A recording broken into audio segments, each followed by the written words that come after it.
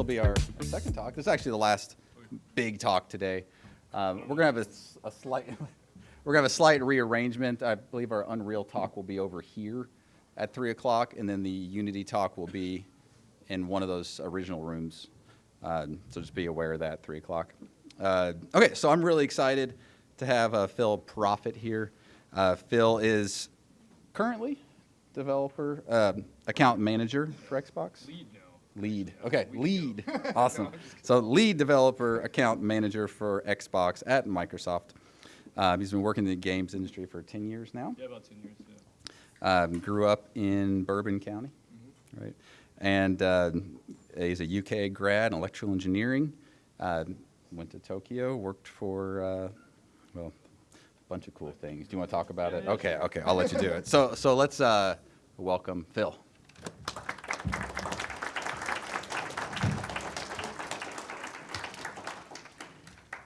Yeah, George, Dr. Land, which one should I say? So yeah, as Dr. Land actually mentioned, I grew up, about an hour from here in Paris, Kentucky. Can you guys hear me okay? Everything good? All right, cool. So yeah, I grew up about an hour from here, I guess, in Paris, Kentucky, out in the middle of nowhere, on a little road called Redmon Rd, and it's really between Paris and some other town you probably have never been to, where I still think we don't have broadband internet. I'm pretty sure, my parents moved away about, 4 or 5 years ago, and we just used our cell phones, for internet over there, right? It was kind of crazy growing up there, and really magical when you got to college, and all of a sudden you have crazy, download speeds. But, so yeah, I grew up there, went to UK, as Dr. Landon mentioned, graduated electrical engineering, and ever since I was a little kid, growing up, I was really obsessed with wanting to make video games or being in the games industry. And that all kind of started with a magazine. Actually, Nintendo put out a magazine when I was a little kid that I was subscribed to called Nintendo Power. And one day in Nintendo Power, they had this college called Digipen there. And I was like, oh man, in Washington, there's this magical college called Digipen, which I can go to and learn about how to make video games. And at the time, that was the thing I was most obsessed with, was playing video games. So I kind of figured I really want to turn that into a career someday, right? So in the back of my mind, I was always like, okay, someday I'm going to go to Redmond, Washington, and I'm going to go make video games. Of course, I was, again, in the middle of nowhere with hardly any internet. And so I don't know how I was going to do that, but I just kind of kept it in the back of my mind. So I told my mom about it, and she was like, yeah, okay, whatever. As I think parents do when you're a little kid, you say you want to do something outlandish. But I don't know, I never thought it was outlandish, right? I really believed someday that's absolutely what I wanted to do. And, there were times in which I did kind of forget about it a little bit, just because growing up, in the middle of nowhere back then, it was kind of well, I don't even know where they make video games. I guess it's on the West Coast somewhere, but that seems really far away. I've never even been out of the state. But when I went on to college, I really just, again, kept that in my mind. And so the one thing that I really, am happy that I did was I actually went into learning foreign language because, again, I had this dream of working for Nintendo or something like that, some Japanese company. So I actually learned Japanese while I was in college, visited Japan a few times, and ended up actually working at Toyota here in Kentucky as an internship. And that, in my opinion, was kind of a really good step to get into game development, which doesn't really make a lot of sense because it's car manufacturing. But, Toyota is one of the most revered, manufacturing companies in the world, and especially in Japan, right? Every Japanese company uses all the methodologies that Toyota actually came up with. So I thought, okay, if I work there, at least maybe that'll make me more appealing to, Nintendo or at the time, PlayStation, because yeah, you get that on your resume that you've worked at a Japanese company. It's already a step in the right direction. And it also helped me, learn Japanese along the way because it was a Japanese company. I could practice there. Every now and then they had me translate for the maintenance guys whenever people were fixing robots from Japan. It was pretty awesome. And then towards the end of my college career, though, I still, hadn't gotten into game development a ton. When I was a kid, I actually got a TI-83 calculator and started programming games on that because that was the only way I knew how to make games. I didn't know what a compiler was. I didn't know, there weren't any tools that I knew about But my sister brought home a TI-83 and was playing games on it. Oh, geez. Yeah, and so I was like, okay, that's pretty awesome. And I found out you could look at the source code and actually mess with it and start kind of modding games and stuff like that. And that's really how I got it started. And I kind of like, in college when it came down to graduating, I kind of went back and remembered about those times where I was making games. I was like, you know what? I had this dream like since I was a kid, and so I'm really gonna try to make it happen.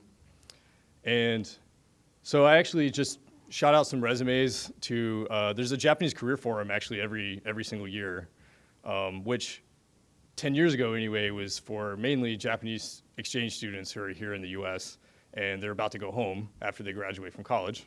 So it was a little weird for actually, like a white dude, like they grew up in Kentucky to apply for a job in at a Japanese career forum.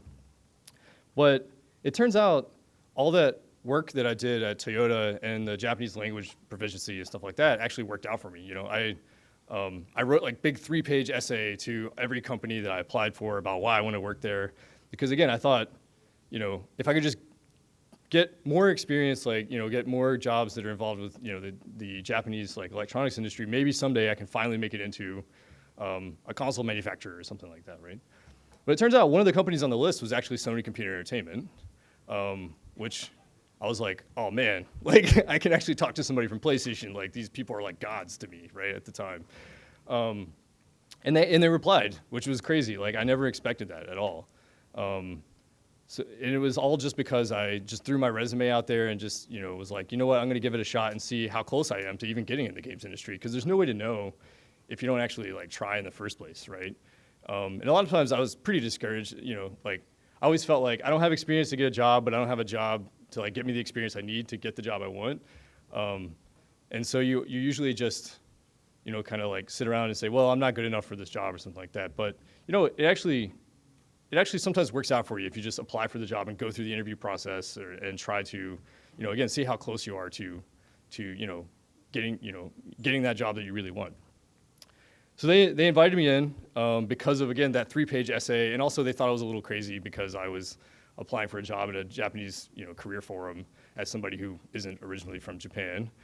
So they just thought it was interesting and called me in, and we sat down and talked about an hour and a half just about my passion in making games. And again, like since I was a kid, this is something I've always wanted to do.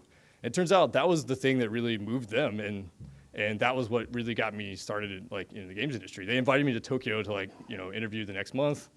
I flew over there. And then they actually made me interview all the way up to the vice president, like one of the vice presidents of the company, because it was new for them. They didn't really hire foreigners out of college. That was really the first time they were trying to do it. Again, all because of this crazy idea that, if I work at Toyota, maybe somebody will care about that. And it turns out they really did. They really enjoyed that experience of me being from Toyota because, again, they see Toyota as a super respectable manufacturing company. And then also the fact that I had learned Japanese, while I was in college. And the fact that I was putting myself on a limb a little bit and applying for the company and wrote this huge essay to them.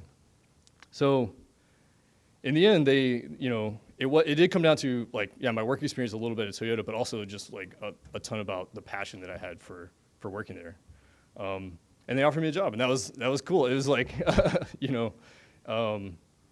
it was definitely a dream come true that day. And so I actually flew out and worked in Tokyo, like you said, for about 6 years. From there, that was my big start in the games industry. But after that, I kind of wanted to work on games more because I was actually a software engineer on the platform, which means basically really close to the hardware. I was an electrical engineer, kind of made sense. But after that, I looked for more opportunities, right? Because I wanted to actually work closer on games. And that's how I got into Microsoft. I worked at Xbox in Japan, which, as you may know, is kind of an interesting place to be. The office there is pretty small, but that was awesome for me because that means I get to do kind of whatever I want. And so I was able to travel around to every studio in the country and basically work with all these, game developers that I had admired my entire childhood and help them out with their games, which was really amazing. And that led to me actually coming back over to Redmond because of all my experience over in Japan. They did want me to lead, a team here in Redmond, a team in Japan, but from Redmond to make sure that we have a strong connection with our Japanese publishers over there. And that's kind of what I'm doing today. And so we originally were going to do kind of like a presentation and everything, and I'd spent a lot of time on that. But I actually just want to, tell you kind of what my journey was, what my experience was, and then open up for questions if anybody wants to know more about, again, like what it was like working in Japan, like how did you learn Japanese, like anything really about my experience just getting into the games industry. Yeah, so if anybody wants to ask any questions, like let me know. Yeah, what's up? So a lot of people would say networking is the #1 way to get a job in any industry. Yep. So, but from what I'm hearing, you kind of just gave it your best shot and you impressed the hell out of them. So would you say it's, obviously you learned Japanese and you worked at Toyota, but for companies here in the States, would you say that that's still doable in the same regard, meaning if you put in the effort, you write the essay, you do the cover letter, you do the research, you are genuine. Yeah. Could that just be as powerful as networking, you think? Yeah, it's interesting. Somebody actually, when I was building this presentation, I was kind of like, showing everybody in the company, hey, there's this presentation I'm going to give. And I didn't mention networking. And everyone said, but isn't networking the most important thing? And the funny thing was I couldn't really network at the time. Like now it's totally different. So I do think networking is super important because that also means just working on projects, right? Like getting, experience that way. You should totally do that. And I think that's extremely important. For me though, networking wasn't something that I really actually did. It was more just finding a way to get experience to really get to the next step. So I didn't just get the job at Toyota because I was like super smart or something. I actually was rejected by Toyota originally as well. I applied my freshman year, like the end of my freshman year in college to work at Toyota, and they didn't even reply. Like they didn't care about me.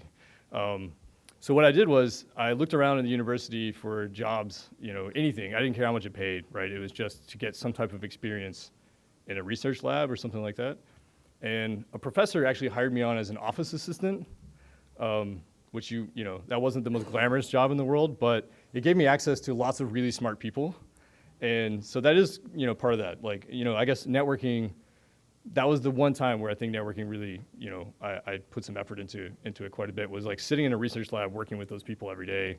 And more than networking though, it was more of like mentorship, like having them teach me a lot of stuff that I'm not supposed to know yet. Like I'm just a freshman and these people are doing their PhDs and masters and stuff. So, and being in that laboratory, it was an embedded systems laboratory. We make robots, like robotics and UAVs basically.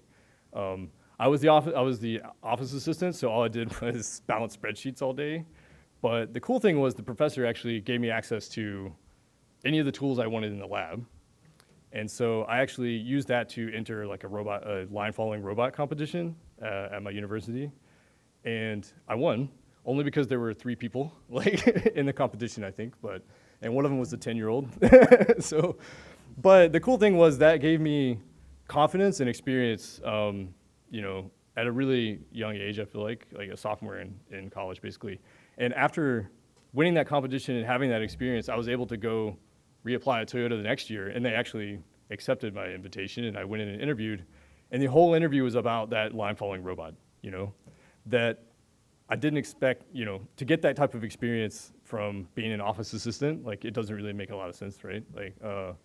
But it's kind of, taking a job that doesn't seem that glamorous and really like making the best of it and trying to figure out like other things you can learn from that job was really the most important thing that I learned from that experience. And I just kept doing that over and over.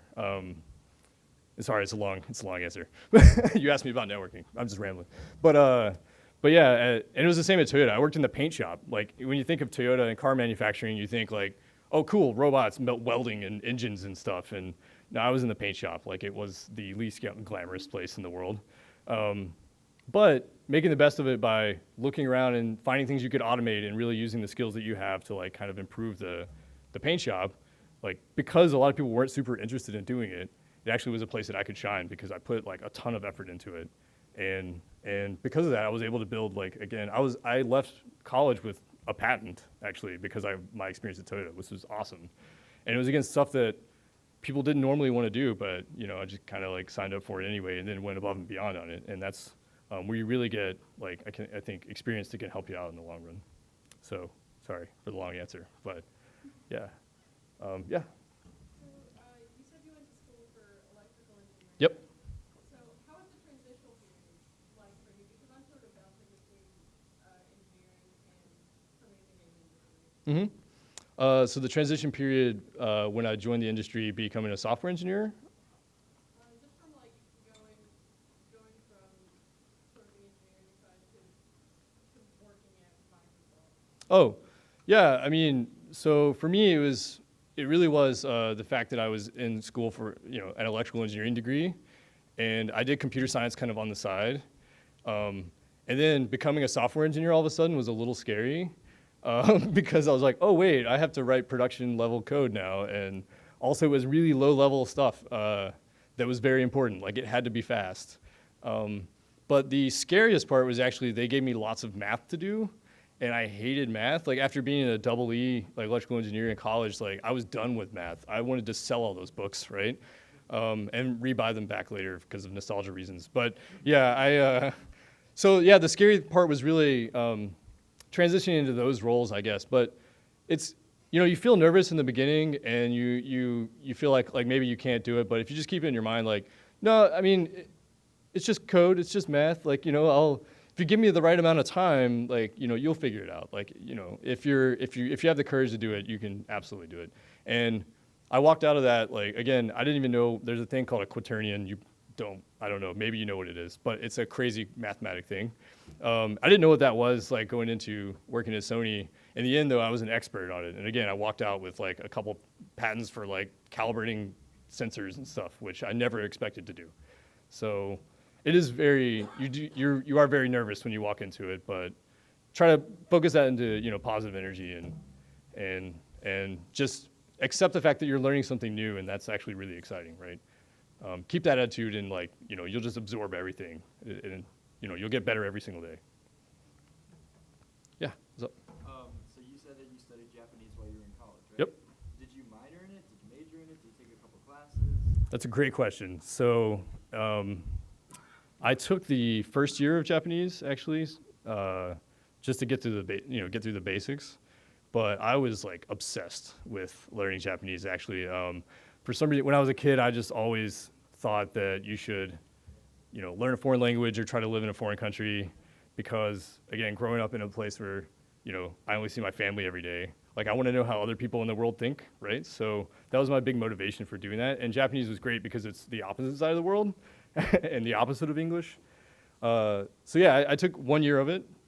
And then the rest of it was a lot of like actually me, self-taught. And oddly enough, I didn't minor in the language, I just minored in history instead. Because part of learning a language too is also learning about, the culture, which is also about history.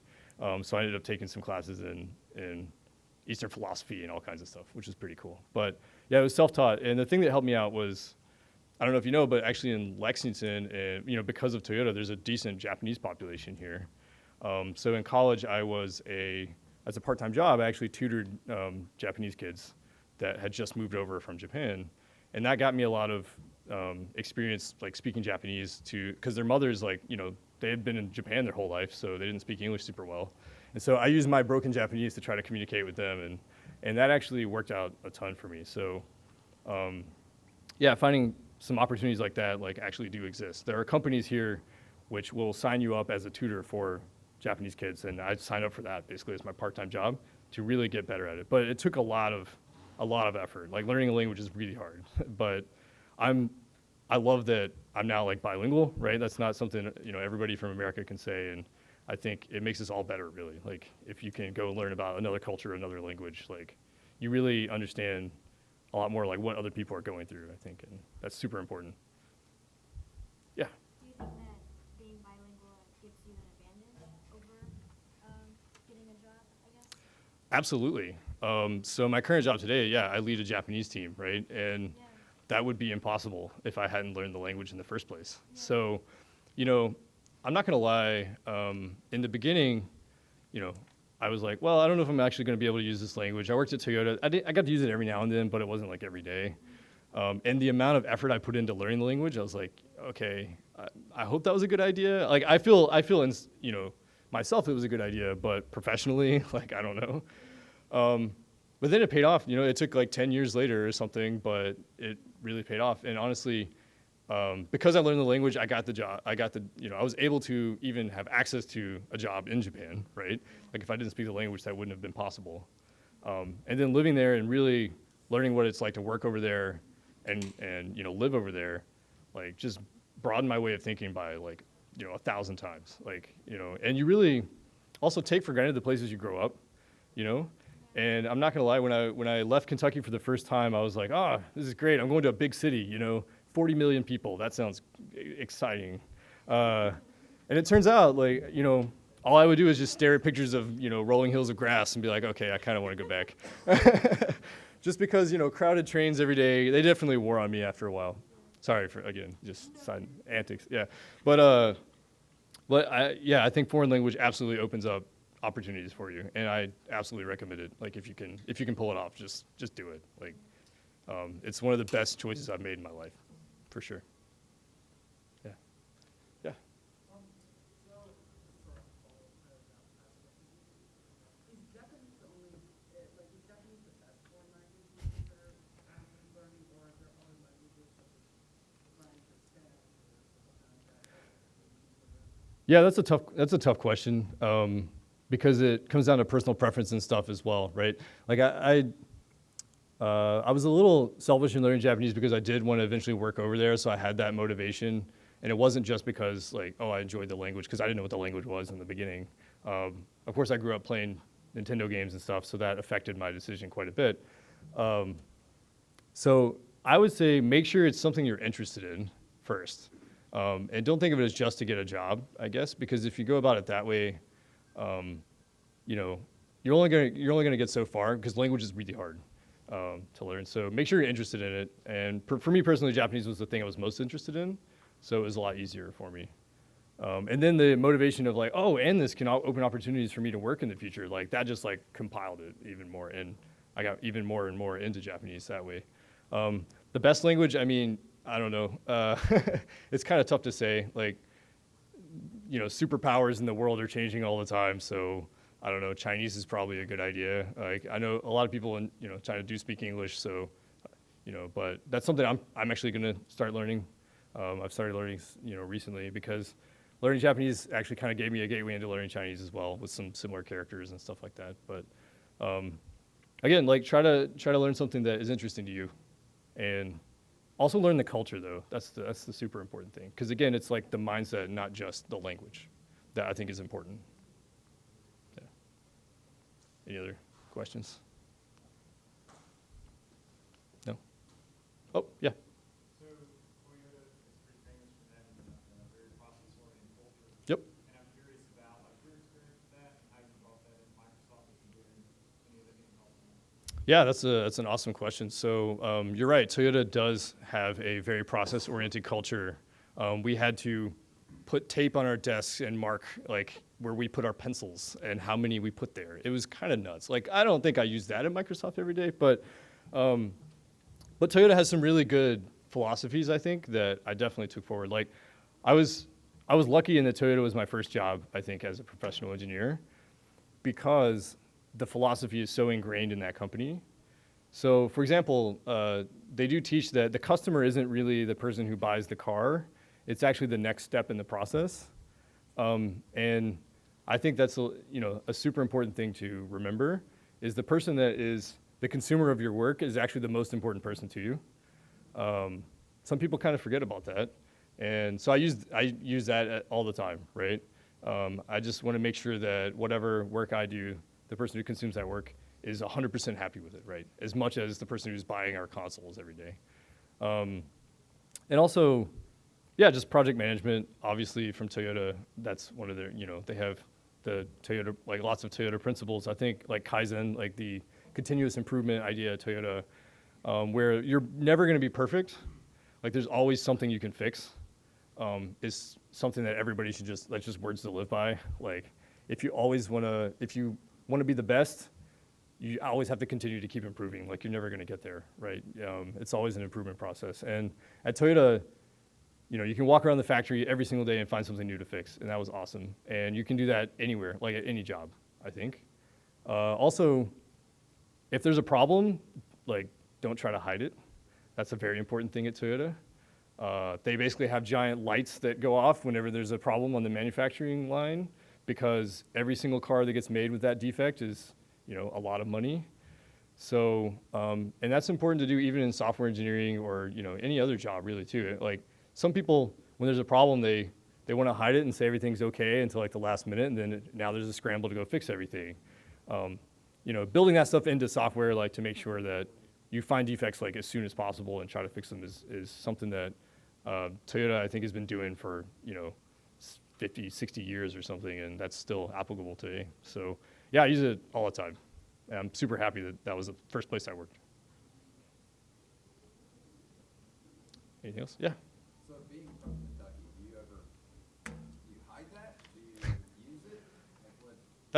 That's a fun question. So, so as you can tell, like I don't really have much of a Kentucky accent, I guess, even though I grew up in the middle of nowhere, and my parents have an accent, so I don't really know what happened with that one. Maybe like subconsciously I did. I hide that, and I'm kind of ashamed of that a little bit because the most important thing again is that you have a diverse set of people that you work with and lots of different ways of thinking in order to make like the best products, in my opinion. And being from Kentucky is one of those diverse opinions, actually. Like not everybody grew up in the Midwest or in the Southeast. And bringing that opinion to the table is actually, I think, super important. But there's still some things that I choose to use because I think I think it's just a little like quirky thing that people ask about, and then you can go talk about how you're from Kentucky, and people are super interested in that. So in the beginning, I did hide it like quite a bit, I think, but now more and more I actually open up about, and I'm super proud that I'm from Kentucky.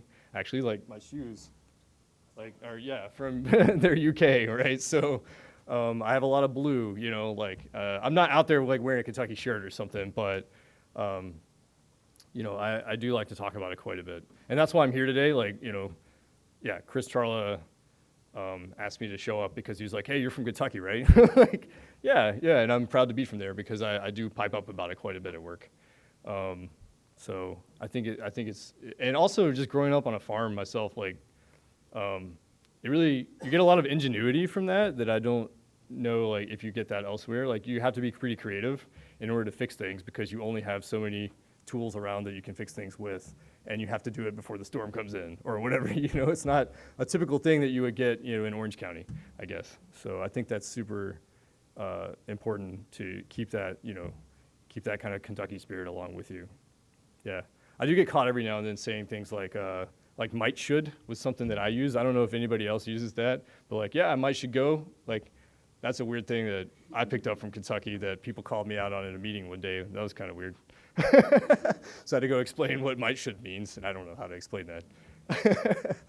But yeah, I love it. I love being from Kentucky. It's awesome. Yeah. Yeah, esports is an interesting one because I feel like every title that says I'm going to go be an esports game like doesn't end up being an esports game because esports it's actually fueled by the community, like you said, right? Like I think every big esports game just about is kind of a sleeper like hit that happened.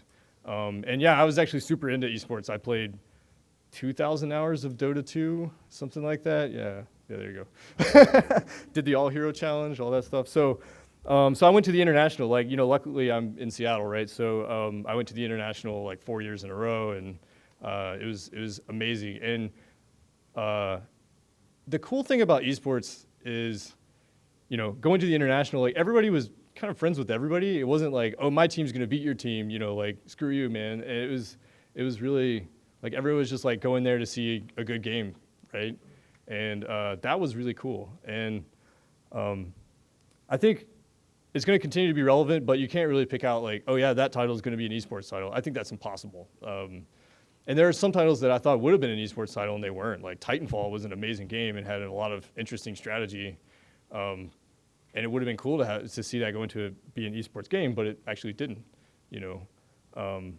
Yeah, I don't know. I think in other countries it's way bigger, than it is in the U.S.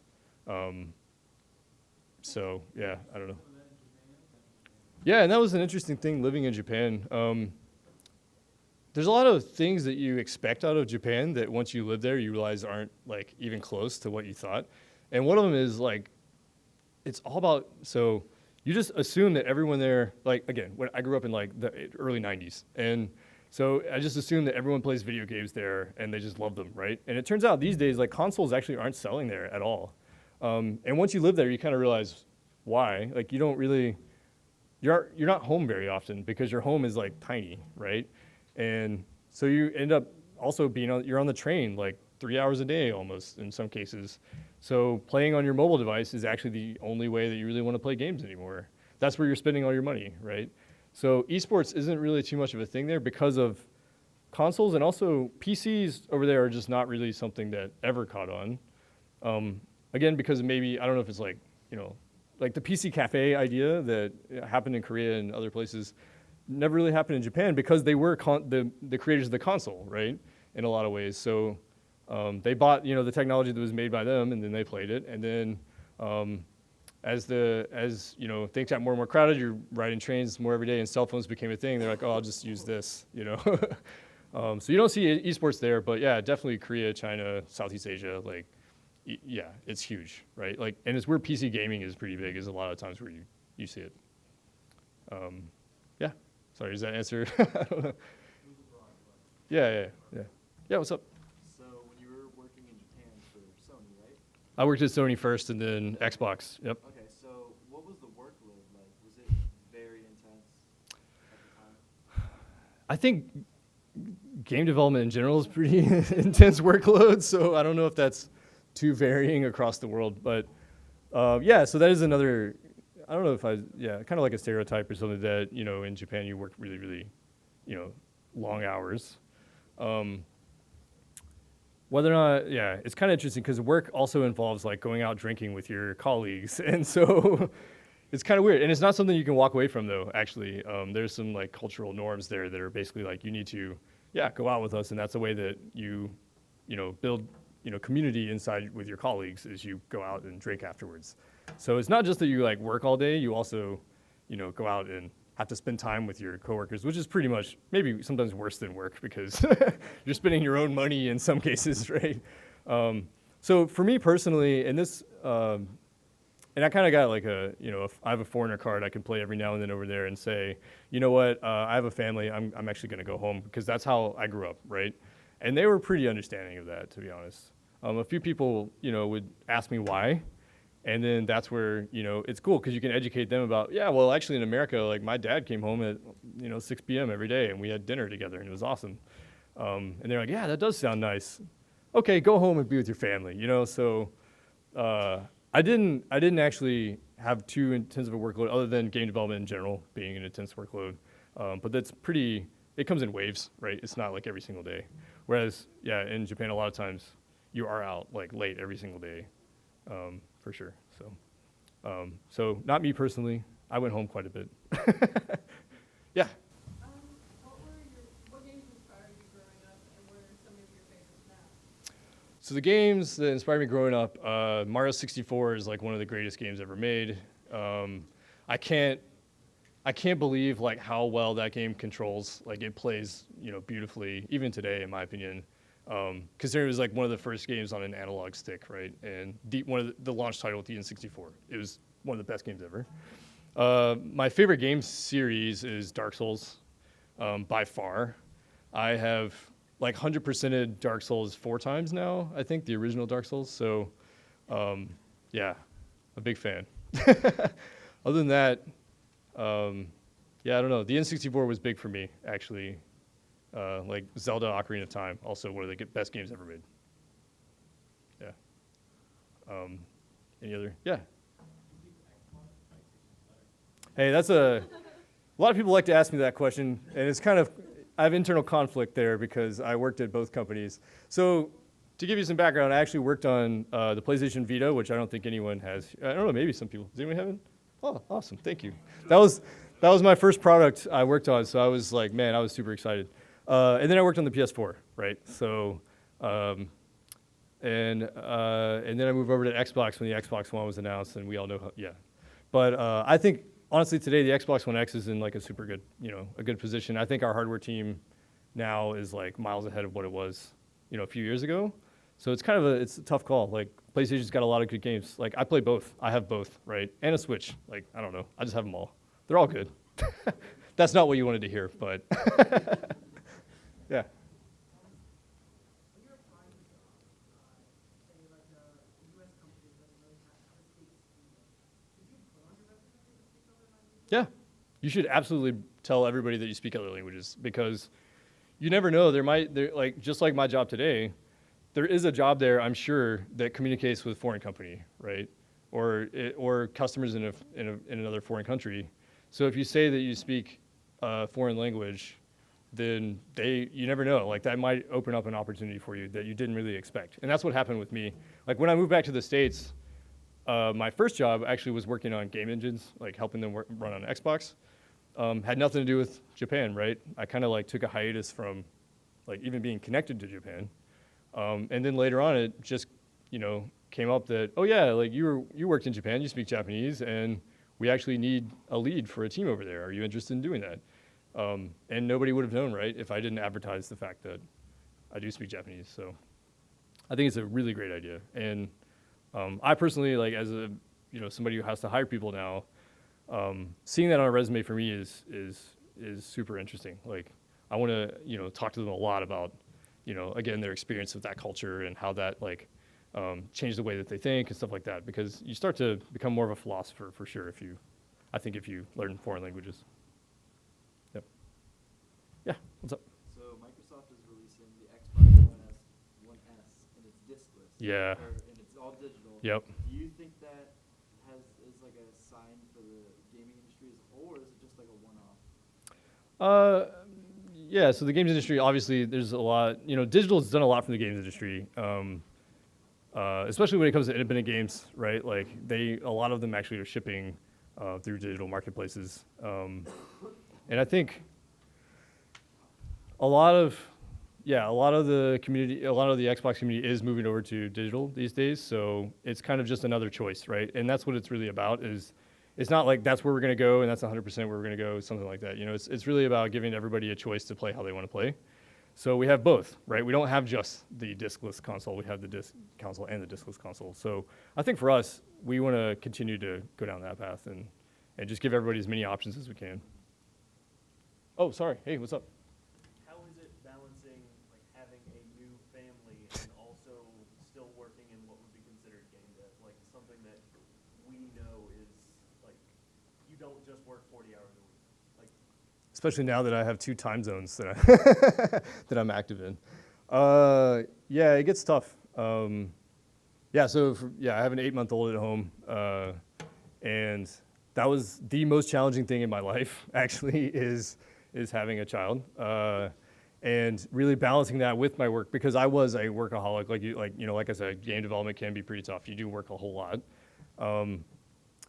but I was, some people aren't as forgiving. I'm lucky to have good management, I guess, and that's kind of a cop out. But like I really, my managers were like, you know what, like find a way to make it work. Like, be at home as much as you can, be with your family. That's the most important thing. So I was super happy to have management that feels like that. And I think Microsoft in general actually feels like that.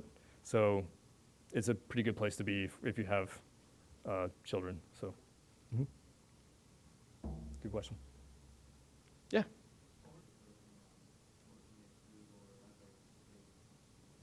Yeah, so my experiences are with Sony and Microsoft, right? I haven't worked at any other large companies.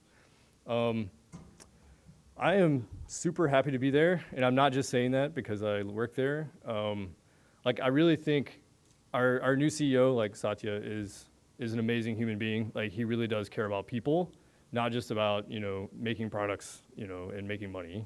He is doing a lot to try to change the environment like inside the company. And again, like I was talking about before, having diverse opinions I think is super important. And that's actually becoming one of our big tenets in our company is having diverse opinions and making sure there are people from, various, ethnicity and gender and stuff like that, like actually at the company so that we do have a round table of people that have come from different places to really try to make, I think, like the best products we can. So I really, really respect that a lot. And Phil Spencer, who's now head of Xbox right now, I gotta say is one of the best human beings I've met. Like he's so genuine, and he's yeah, he's great, and he really backs up those same principles. Like we were talking about the digital versus non-digital console. Like you can hear Phil Spencer talking all the time. Like we just want people to have options. Like that's the main thing, right? Because we know there are different kinds of people, and that comes down from that actually diversity push inside of our company. I think as well. It's just we don't want to force people down a path, right? We want people to be like, again, like in Kentucky, my internet was terrible. So how am I going to have a console that doesn't have a disk drive, right? So making sure that we have all those options is important to him, and I really respect that too. I'm not sure about other larger companies. I think they're also making similar pushes. I do feel like Microsoft is really out in the forefront there, like trying to change the company, which is awesome. Working at Sony, I mean, my experience was a little interesting because I was in Japan, right? So that's not going to mimic what happens in America at all. I will say I had more freedom, like at Microsoft, but that's just kind of a side effect of how things are run in Japan. I think, like in Japan, usually you have a stack of software that you own. So I owned the controller stack basically for the PS4. So I owned from the driver level, like all the way up to making demos for how it works, how the controller works. And you don't really go outside of your vertical at all, like when you work for Japanese companies in Japan. And for me personally, going back to like when I was at Toyota, if I ever see something that could be improved, I want to improve it. Like I always want to jump around and try to do many things. And for me, that was a little challenging work there, but it was still an awesome place to work. Like it was fantastic. They gave me tons of like great opportunities there too. So, but it's just different work styles, different philosophies. I think when if you can, like, you know, if you have the choice, like later on in life, I think when you get experience, it's a little easier to do this. But align with a company that is also philosophically aligned with you makes it super easy to work there. And that's why, yeah, I find it easy to work at Microsoft. And I'm actually pretty proud to be there. So, yeah. No, that's interesting. I can answer that. No problem. So, yeah, at PlayStation, it was actually like cubicles, basically. There's just a giant floor, cubicles. And the direct team that you work with is around you, so you can kind of turn around and say hi to them and talk about what you're working on, right? At Microsoft, we actually had offices for a little while, but now we're completely, you know, redoing the campus to make sure that it's all open office. So that's kind of the trend right now, is open office. I'm looking at, but yeah, open office for us is kind of where everything is going, which just means, you know, we have about 12 people in our room, I guess. It's pretty big. I mean, you know, we're not sardines or anything, but, and that's actually pretty cool. I thought having an office would be awesome, especially because I got promoted to have a window office, and then I lost it about 4 months later. But that's all right, because in the open office, actually, you know, sometimes you'll ask a question about something that you're having trouble with, and then it turns out somebody else in the room knows the answer to that, but you wouldn't have gone down to their office to ask them, you know, if they had that answer, because you didn't expect that. Whereas now, yeah, people can just chime in with, you know, knowledge all the time, and so it actually makes you efficient that way. It is tough because of the noise and stuff like that, right, to really focus on things, but that's what earphones are for.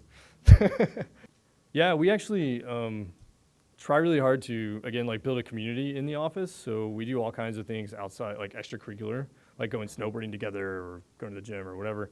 But we do have a game room set up, yeah, where we have a library of every game that's ever come out, and just play it if you want, which is pretty nice. At PlayStation, I actually kind of built that myself. Like there was a TV hooked up in the middle of a, just kind of, I don't know, like a little lobby space. And I hooked up a PlayStation and played Dark Souls every day at lunch.